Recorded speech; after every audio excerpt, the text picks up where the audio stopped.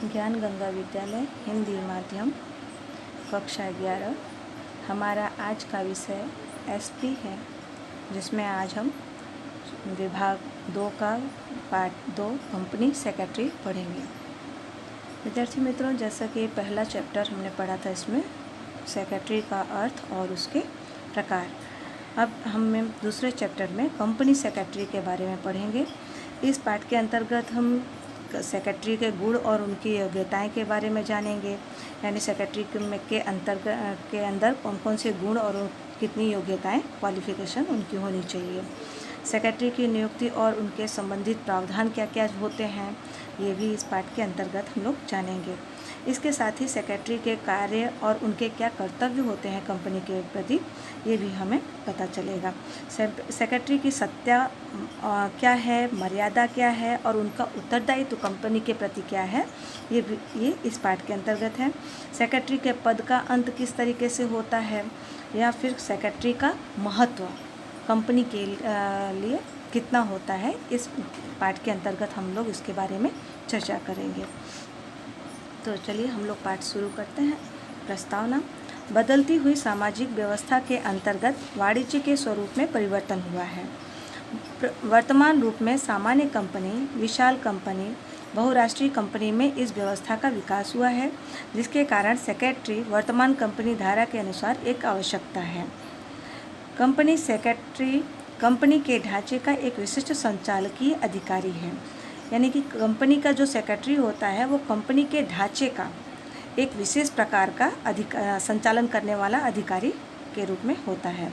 वह कंपनी धाराओं का पालन करके असरकारक कार्यनिष्ठ प्रबंध करता है, यानी कि वो कंपनी के जो नियम कानून बनाए गए हैं तो उन धाराओं का पालन करते हुए कंपनी के कार्य को आगे बढ़ाता है।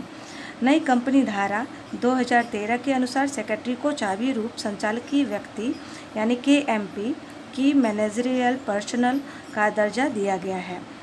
कंपनी धारा में ऐसे चाबी रूप संचालकीय व्यक्ति के 5 व्यक्तियों का समावेश किया गया है। पहला है मैनेजिंग डायरेक्टर या प्रमुख प्रबंध अधिकारी या मैनेजर या पूर्ण समय का संचालक। दूसरा है कंपनी सेक्रेटरी और तीसरा है प्रमुख वित्तीय अधिकारी। इस तरह कह सकते हैं कि कंपनी धारा के अनुसार कंपनी सेक्रेटरी को KMP में द्वितीय स्थान प्राप्त हुआ है। अब हम लोग आगे पढ़ेंगे सेक्रेटरी के गुण और योग्यताएं, यानी कंपनी सेक्रेटरी बनने के लिए कौन कौन सी गुण और कितनी क्वालिफिकेशन होनी चाहिए, इसके बारे में हम लोग जानकारी लेंगे।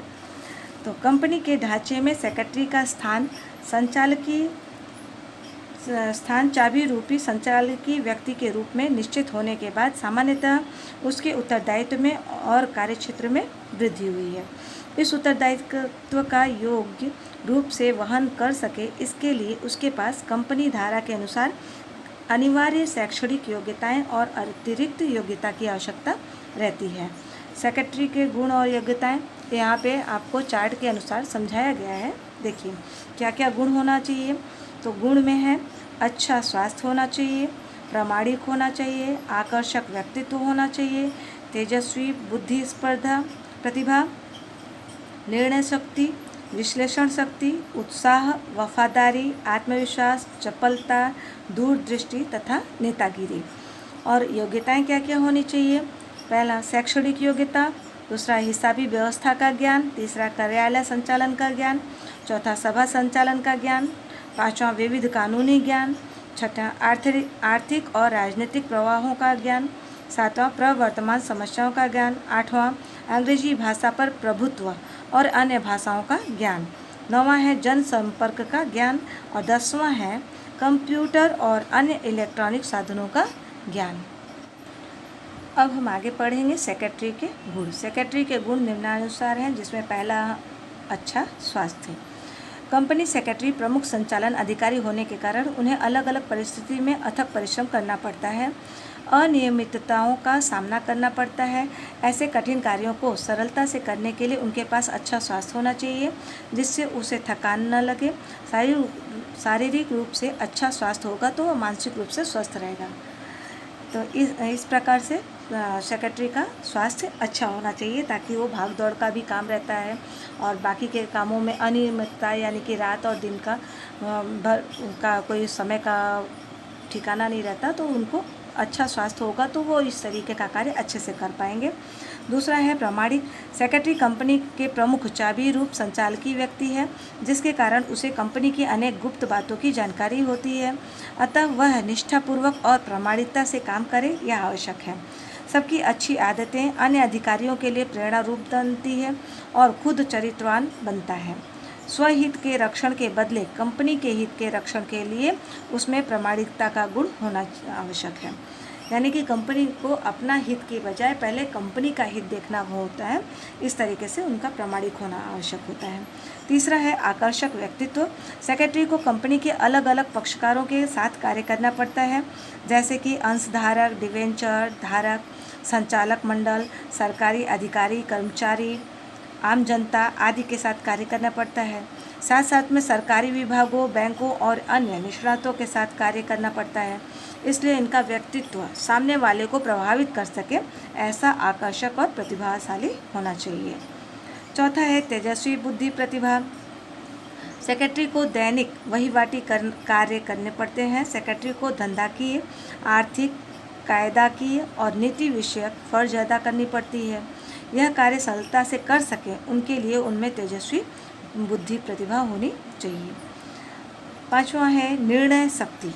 कोई भी परिस्थिति में तुरंत निर्णय लेने का कार्य कठिन होता है, किंतु दैनिक कार्यों का सफल संचालन करने के लिए शीघ्र निर्णय शक्ति आवश्यक है। यदि सेक्रेटरी शीघ्र और योग्य निर्णय ले तो कंपनी के समय, साधन और शक्ति का बचाव होता है। छठा है विश्लेषण शक्ति। सेक्रेटरी कंपनी की तरफ से अनुबंध करता है, उसके संदर्भ में अलग अलग परिस्थितियों का विश्लेषण करने की उसमें क्षमता होनी चाहिए। कोई प्रशासनिक प्रश्न उपस्थित हो तो उसकी संपूर्ण जानकारी प्राप्त करके तथा भावी परिणामों पर विचार करके निर्णय लेता है। यदि विश्लेषण क्षमता न हो तो गलत निर्णय लेने का डर रहता है, यानी सही गलत का फैसला समय पर कर सके, इस तरीके का उसके अंदर शक्ति होना चाहिए। अगला है उत्साह।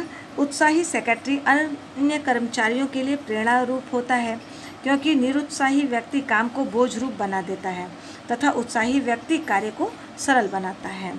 यानी उसके उत्साह को देख करके आगे के जितने कर्मचारी हैं वो भी सारे कार्य उत्साहपूर्वक कर सकें। इसके साथ हमारा अगला है वफादारी। वफादारी में सेक्रेटरी कंपनी का प्रमुख अधिकारी होने के कारण उसके पास कंपनी की अति महत्वपूर्ण और गुप्त जानकारी होती है, अतः उसमें वफादारी के गुण होना आवश्यक है।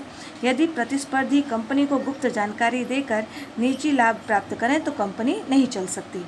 इस प्रकार से जो सेक्रेटरी है उसको वफादार होनी चाहिए, ताकि कंपनी का हित समझ करके उसके जो भी गुप्त बातें हैं वो दूसरों के साथ शेयर नहीं करनी चाहिए।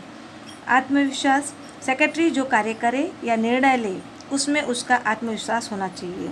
वह जो भी काम करेगा उसमें उसे सफलता मिलेगी ही, ऐसा आशावाद उसमें होना आवश्यक है।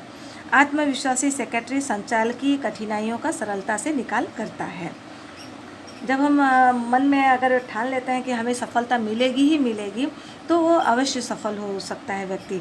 तो इस तरीके से सेक्रेटरी के अंदर अपने मन में आत्मविश्वास होना चाहिए कि वो जो भी कार्य करने जा रहा है उसमें उसको सफलता मिलेगी ही मिलेगी। इस प्रकार का उसके अंदर आत्मविश्वास होना चाहिए। अगला है चपलता।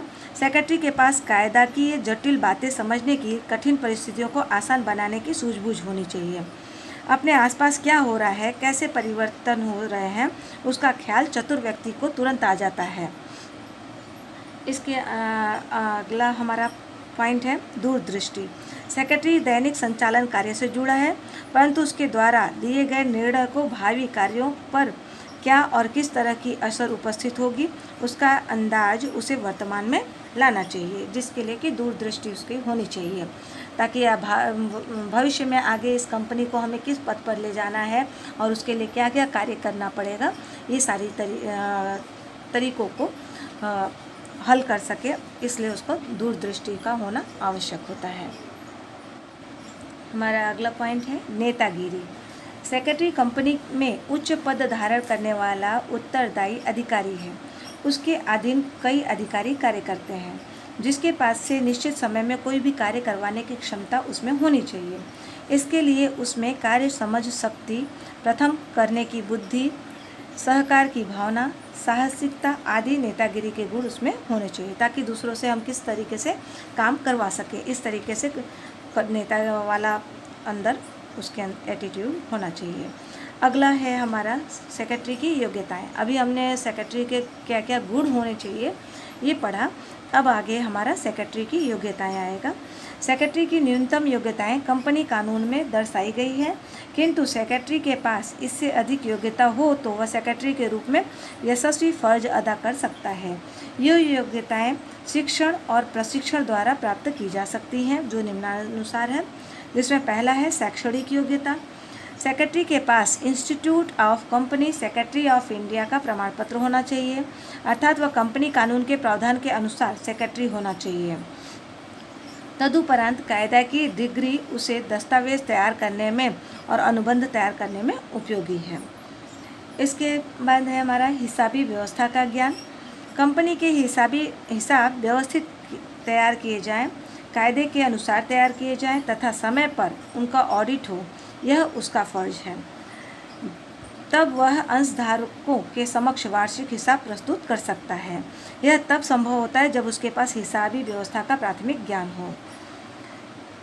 अगला कार्यालय संचालन का ज्ञान। कार्यालय का प्रमुख सेक्रेटरी होता है। कार्यालय के कार्यों का वितरण करने के लिए अलग अलग विभागों के बीच में संकलन स्थापित करने के लिए उसके पास कार्यालय संचालन का ज्ञान होना चाहिए।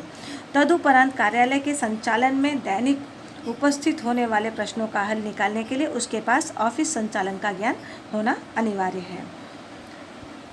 चौथा हमारा पॉइंट है सभा संचालन का ज्ञान। कंपनी सेक्रेटरी को संचालक मंडल की, अंशधारकों की, डिवेंचर धारकों की, लेनदारों की आदि की सभा आयोजित करनी पड़ती है। ऐसी सभा के आयोजन से पूर्व, सभा के दौरान और सभा पूर्ण होने के बाद अलग अलग फर्ज अदा करनी पड़ती है, जैसे कि सभा आयोजित करवाने की नोटिस देना, एजेंडा तैयार करना, मिनट्स लिखना, कोरम और प्रॉक्सी संबंधी प्रावधानों का पालन हो। इसलिए कंपनी धारा और सभा संचालन का ज्ञान आवश्यक होता है। विविध कानूनी ज्ञान। वर्तमान परिस्थिति में सेक्रेटरी के पास अलग अलग प्रकार के कानूनों का ज्ञान होना आवश्यक है, जिसमें वह कंपनी का असरकारक संचालन कर सके। यह कानून जैसे कि भारतीय अनुबंध अधिनियम, सेविका अधिनियम, माल विक्रय अधिनियम, stamp duty act, provident fund संबंधी कानून, प्रतिभूति करार संबंधी कानून, वेट संबंधी कानूनी, सर्विस टैक्स संबंधी कानून, इस प्रकार ऐसे अलग अलग प्रकार के कानूनी ज्ञान यदि सेक्रेटरी के पास हो तो वह सरलता और कार्यक्षमता से अपना कार्य कर सकता है तथा कंपनी को संभावित कानूनी कठिनाई से बचा सकता है। आर्थिक और राजनीतिक प्रवाहों का ज्ञान। कंपनी समाज में अस्तित्व में आई, वह समाज का एक हिस्सा है तथा समाज के विविध पक्षकारों के साथ जुड़ी है। अतः सेक्रेटरी को वर्तमान प्रवाहों की जानकारी रखना, बदलते प्रवाहों को ध्यान में रखकर संचालक मंडल को जानकारी देकर तथा मार्गदर्शन प्रदान करके कंपनी के लिए लाभप्रद स्थिति का सर्जन करना होता है। समाज में प्रवर्तमान आर्थिक और राजनीतिक प्रवाह कंपनी को निश्चित असर करते हैं। सातवां अगला पॉइंट हमारा प्रवर्तमान समस्याओं का ज्ञान। सेक्रेटरी की वर्तमान प्रवाहों की और समस्याओं की जानकारी रखना आवश्यक है। यह समस्या कंपनी के विकास पर असर करती है, जैसे कि आसाम में खनिज तेल के निकास पर प्रतिबंध वहां के किसी स्थानीय संगठन ने किया था। प्रवर्तमान समस्याओं के कारण उपस्थित होने वाली परिस्थिति के अनुसार सेक्रेटरी संचालक मंडल को योग्य मार्गदर्शन देता है तथा भविष्य में उपस्थित होने वाली समस्या के लिए एकजुट रहता है। अगला अंग्रेजी भाषा पर प्रभुत्व और अन्य भाषाओं का ज्ञान, यानी कंपनी का संपूर्ण कार्य अंग्रेजी भाषा में होता है। सेक्रेटरी को अलग अलग पक्षकारों के साथ कंपनी की तरफ से पत्र व्यवहार करना पड़ता है। अंग्रेजी भाषा पर उसका प्रभुत्व होना चाहिए। कंपनी का विस्तार होने के कारण विदेशी कंपनियों के साथ भी उसे काम करना पड़ता है। ऐसे समय में विदेशी भाषाओं का ज्ञान कंपनी सेक्रेटरी को अनुबंध करने में उपयोगी होती है। दूसरे भाषा भी उसको आते रहेंगे तो विदेशी कंपनियों के साथ भी उसके अनुबंध हो सकते हैं। अगला है जनसंपर्क का ज्ञान। सेक्रेटरी को कंपनी के अलग अलग पक्षकारों के साथ काम करना पड़ता है, अतः उसके साथ संपर्क होना आवश्यक है। जिससे उन्हें विश्वास में लिया जाए। कंपनी सेक्रेटरी यदि योग्य ढंग से जनसंपर्क के ज्ञान का उपयोग करे तो लंबे समय में कंपनी की प्रतिष्ठा में वृद्धि होगी। अतः उसे जनसंपर्क का ज्ञान होना चाहिए। जनसंपर्क का ज्ञान होने से कंपनी को आगे तरक्की कराने में मदद मिलती है। कंप्यूटर और अन्य इलेक्ट्रॉनिक साधनों का ज्ञान। विकसित समाज और आधुनिक कंपनियों में कंप्यूटर आज के समय की आवश्यकता है, क्योंकि कंप्यूटर के द्वारा अंशधारकों, डिबेंचर धारकों, संचालक मंडल और कंपनी विषयक बातें पक्षकारों और विशाल सूचना संग्रहित कर सकते हैं, जिसके कारण समय, साधन और मानव श्रम की बचत होती है। अतः सेक्रेटरी के पास कंप्यूटर का ज्ञान आवश्यक है।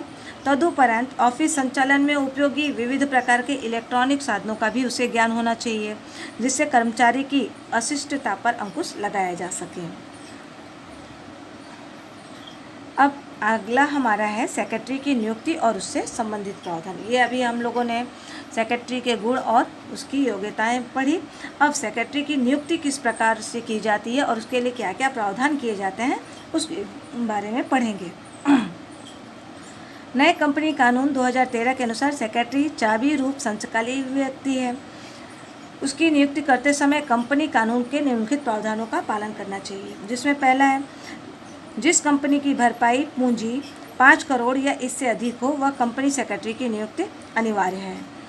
सेक्रेटरी के रूप में मात्र जीवित व्यक्ति को ही नियुक्त किया जा सकता है। साझेदारी पेढ़ी या अन्य संस्थाओं को सेक्रेटरी के रूप में नियुक्त नहीं कर सकते हैं। तीसरा है, जिस व्यक्ति की नियुक्ति करनी हो वह व्यक्ति institute of company secretaries of India का प्रमाण पत्र धारण किए होना चाहिए, जिसमें हम लोगों ने योग्यता के अंतर्गत पढ़ा था कि उसे शैक्षणिक योग्यता होनी चाहिए। तो इस तरीके से यहाँ पर उसके पास कंपनी सेक्रेटरी ऑफ इंडिया का प्रमाण पत्र होना चाहिए। कंपनी सेक्रेटरी के रूप में दिवालिया, अस्थिर मस्तिष्क वाला या अवयस्क की नियुक्ति नहीं कर सकते हैं। कंपनी सेक्रेटरी के रूप में नियुक्त करने के लिए संचालक मंडल की सभा को प्रस्ताव पारित करना पड़ता है। इस प्रस्ताव में नियुक्ति विषयक विशेष शर्तें होती हैं। मुआवजा यानी वेतन कितना मिलता है, मेंबरशिप नंबर होना चाहिए।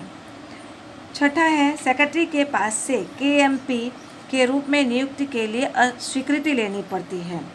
सातवां, कंपनी रजिस्ट्रार के समक्ष पहला फॉर्म MGT 14 जिसके साथ संचालक मंडल का प्रस्ताव और सेक्रेटरी के पास से KMP के रूप में प्राप्त स्वीकृति पत्र पंजीकृत करवाना पड़ता है।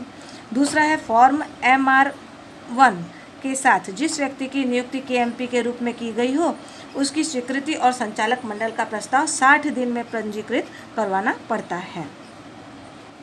अब हमारा अगला पॉइंट है सेक्रेटरी के कार्य और उसके फर्ज। निजी कंपनी, सार्वजनिक कंपनी या बहुराष्ट्रीय कंपनी में सेक्रेटरी का स्थान महत्वपूर्ण है। कंपनी सेक्रेटरी के कार्य और फर्ज का आधार एक कंपनी का कद होता है, दूसरा है व्यय का प्रकार होता है, तीसरा नियुक्ति की शर्तें, चौथा है संचालक मंडल के द्वारा सौंपे गए कार्य पर आधारित होता है। नियुक्ति के समय जब अनुबंध किया जाता है तब उसे कैसे कार्य करने हैं उसकी स्पष्टता कर दी जाती है।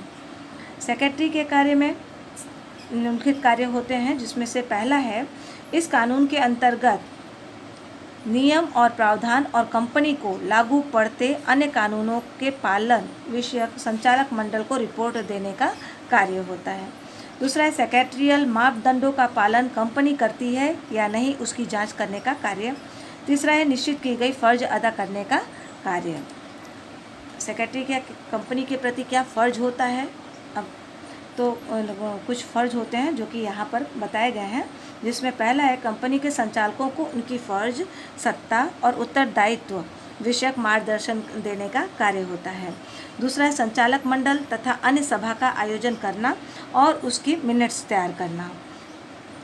तीसरा है, संचालक मंडल, सामान्य सभा, सरकार या अन्य सत्ताओं के पास से कंपनी कानून के प्रावधान अनुसार आवश्यक स्वीकृति प्राप्त करना।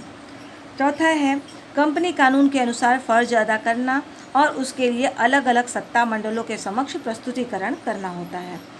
पांचवा है, कंपनी के व्यवसाय के लिए संचालक मंडल को आवश्यक मदद करना होता है। छठा है, कंपनी के संचालक मंडल को कंपनी के सुचारू और श्रेष्ठ कार्य प्रणाली विषयक जो भी मदद और मार्गदर्शन होता है वो उसको देना होता है। 7वां है कंपनी कानून या नियमों के अधीन अन्य फर्ज अदा करना होता है।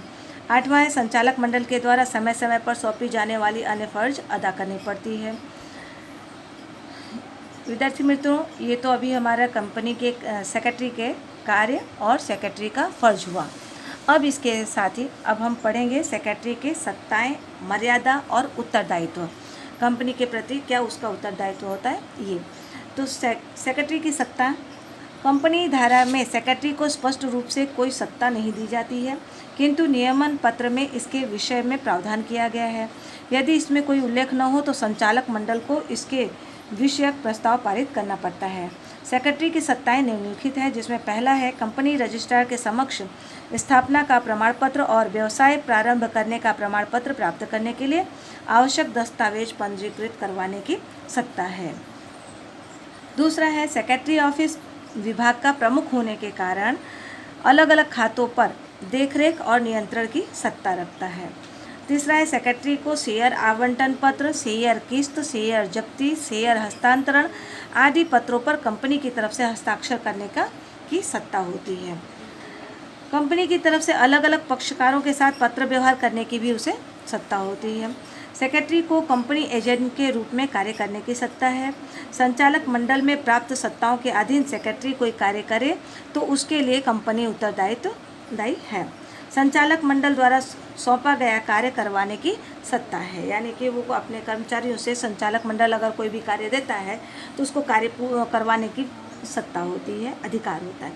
अब इसके साथ ही सेक्रेटरी की सत्ता की जो भी है उसकी मर्यादाएं क्या होती हैं ये पढ़ेंगे। यदि संचालक मंडल उसे सत्ता न दे तो वह अपनी इच्छा से सभा का आयोजन नहीं कर सकता है। सेक्रेटरी कंपनी के कार्य के लिए कंपनी की तरफ से उधार रकम नहीं ले सकता है। अगला पॉइंट है सेक्रेटरी अनुबंध तैयार करने की प्रक्रिया में मदद करता है, किंतु वह कंपनी की तरफ से बिना सत्ता के अनुबंध नहीं कर सकता है। अगला नीति विषयक निर्णय सेक्रेटरी नहीं ले सकता है। संचालकों द्वारा दी सत्ता के विरुद्ध अनुबंध करे तो कंपनी बंधनकर्ता नहीं है। सेक्रेटरी आम जनता को सत्ता के बिना अंश नहीं दे सकता है। अब सेक्रेटरी का उत्तरदायित्व, कंपनी सेक्रेटरी के कुछ परिस्थितियों में उसके कुछ उत्तरदायित्व होते हैं, जिसमें पहला है सेक्रेटरी कंपनी धाराओं का पालन न करे और कानूनी कार्य न करे तो वह उत्तरदायी है। कंपनी रजिस्ट्रार के पास समय अनुसार आवश्यक दस्तावेज पंजीकृत न करवाया जाए तो उसके लिए सेक्रेटरी उत्तरदायी होता है। सेक्रेटरी सत्ता का दुरुपयोग करके गुप्त कमीशन प्राप्त करे तो उसे जुर्माना या सजा या दोनों प्रकार की सजा हो सकती है। यदि सेक्रेटरी सत्ता विषय सिवाय के अनाधिकृत कार्य करे, कंपनी के साथ ठगाई करे या विश्वासघात करे, धोखा दे तो वह उत्तरदायित्व है। सेक्रेटरी अपने कार्य में असावधान रहे और लापरवाही करे तो उसके कारण कंपनी को होने वाला जो नुकसान होगा उसकी भरपाई करने के लिए सेक्रेटरी उत्तरदायी होता है। सभा पूर्ण होने के बाद सेक्रेटरी आवश्यक नोट न रखे, कार्यवृत्त यानी मिनट्स कितने हैं वो तैयार न करे तो उसके लिए सेक्रेटरी उत्तरदायी होता है। नियत समय अवधि में कंपनी धारा के प्रावधान के अनुसार वार्षिक हिसाब कंपनी की सामान्य सभा में प्रस्तुत न करे तो उसके लिए भी सेक्रेटरी ही उत्तरदायी होता है। यदि सेक्रेटरी दस्तावेजों में अनाधिकृत परिवर्तन करे तो वह उत्तरदायित्व है। अगला हमारा है सेक्रेटरी पद का अंत। किन किन कारणों से हमारे सेक्रेटरी पद का अंत हो सकता है इसके बारे में अब हम लोग जानेंगे। सेक्रेटरी की नियुक्ति संचालक मंडल की सभा में प्रस्ताव पारित करके अनुबंध द्वारा की जाती है। उसके पद का अनुबंध तो अनुबंध की शर्तों के अधीन होता है, किंतु निम्नलिखित परिस्थितियों में सेक्रेटरी के पद का अंत होता है। यानी कि जो भी वो अपना जब सेक्रेटरी की नियुक्ति होती है उसी समय अनुबंध तैयार किया जाता है और उसके पद का अंत किस प्रकार से होगा उसमें पहले से ही उसका तैयारी लिखा हुआ रहता है। लेकिन फिर भी कुछ परिस्थितियों के कारण उसको अचानक अगर उसके पद से हटाना पड़े या वो सेक्रेटरी खुद अपने पद का अंत करना चाहे तो किन किन परिस्थितियों में हो सकता है इसकी जानकारी लेंगे। पहला है सेक्रेटरी की अगर मृत्यु हो जाए तो दूसरा, वह अनुबंध करने में असमर्थ हो तो। तीसरा है कंपनी नोटिस देकर सेक्रेटरी को निवृत्त करे तब। चौथा, सेक्रेटरी स्वयं त्यागपत्र दे दे। पांचवा, सेक्रेटरी कंपनी के साथ ठगाई, धोखा या विश्वासघात करे तब। छठा, वह अपना कार्य असावधानी और लापरवाही से करे जिससे कंपनी को हानि हो तो भी उसके पद का अंत हो जाता है। सेक्रेटरी कंपनी कानून के प्रावधानों का पालन न करे तो। फिर आठवां है निजी रूप से गुप्त लाभ या कमीशन प्राप्त करे तब। नौवां है कंपनी दिवालिया घोषित होने पर कानूनी रूप से कंपनी का विसर्जन किया जाए तो सेक्रेटरी के पद का अंत हो जाता है। अब इसके बाद है सेक्रेटरी का महत्व। आधुनिक वाणिज्य व्यवस्था के स्वरूप में कंपनी का स्वरूप एक विशेष व्यवस्था है जहां मालिक और संचालनकर्ता अलग अलग हैं। अंशधारक मालिक है किंतु वे प्रत्यक्ष रूप से संचालन नहीं करते हैं। कंपनी का संचालन अंशधारकों के द्वारा निर्वाचित प्रतिनिधि अर्थात संचालक मंडल द्वारा किया जाता है। कंपनी कानून कृत्रिम व्यक्तित्व धारण करता है तब उसकी सभी औपचारिकता और कानूनी आवश्यकताएं पूर्ण करके कंपनी की स्थापना का प्रमाण पत्र प्राप्त करने में सेक्रेटरी का अमूल्य योगदान है। विविध कानूनी ज्ञाता के रूप में तकनीकी अधिक जानकारी देने के कारण और अनुभव के आधार पर संचालकों के लिए अच्छा मित्र सेक्रेटरी के रूप में होता है। सेक्रेटरी संचालकों और मालिकों के बीच कड़ी का कार्य करता है। वह अंशधारकों की सभा का आयोजन करता है और मिनट्स तैयार करता है। पत्र व्यवहार के द्वारा आवश्यक जानकारी अंशधारकों को प्रदान करता है। कंपनी की तरफ से अंश परिवर्तन, अधिकार के अंश, बोनस अंश विषयक संपूर्ण कार्रवाई सेक्रेटरी करता है। सेक्रेटरी व्यवसाय के भिन्न भिन्न पक्षकारों के साथ संबंध स्थापित करके संपर्क अधिकारी का कार्य करता है। सेक्रेटरी कार्यदक्ष से संचालन करता है जिससे कंपनी की प्रतिभा बढ़ती है। वह कर्मचारियों की योग्य नेतृत्व प्रदान करके उन्हें उत्साही करके अनुशासन का पालन करवाता है। कर्मचारियों के कार्यों का विभागीकरण करके संकलित करके निश्चित उद्देश्य पूर्ण करने हेतु हमेशा तत्पर रहता है। सेक्रेटरी को रजिस्ट्रार के पास समय समय पर अलग अलग प्रकार के पत्र, निवेदन तथा दस्तावेज और अन्य जानकारी प्रदान करने के लिए पंजीकृत करवाना पड़ता है। संचालकों को नीति विषयक मार्गदर्शन देकर कंपनी को प्रगति के शिखर पर ले जाता है और कंपनी अपनी कार्यदक्षता सिद्ध करता है। इस तरह सेक्रेटरी का स्थान संचालकों, कंपनी कर्मचारियों, अंशधारकों, लेनदारों, सरकारी विभागों, कंपनी रजिस्ट्रार आदि के लिए भी महत्वपूर्ण है। कंपनी के विकास में सेक्रेटरी का मुख्य योगदान है। कंपनी का विकास अर्थात उत्पादन में वृद्धि, बिक्री और वृद्धि और रोजगार का सर्जन, इस तरह देश के विकास में सेक्रेटरी परोक्ष रूप से अमूल्य योगदान देता है। विद्यार्थी मित्रों, इसी के साथ हमारा आज का ये चैप्टर समाप्त होता है।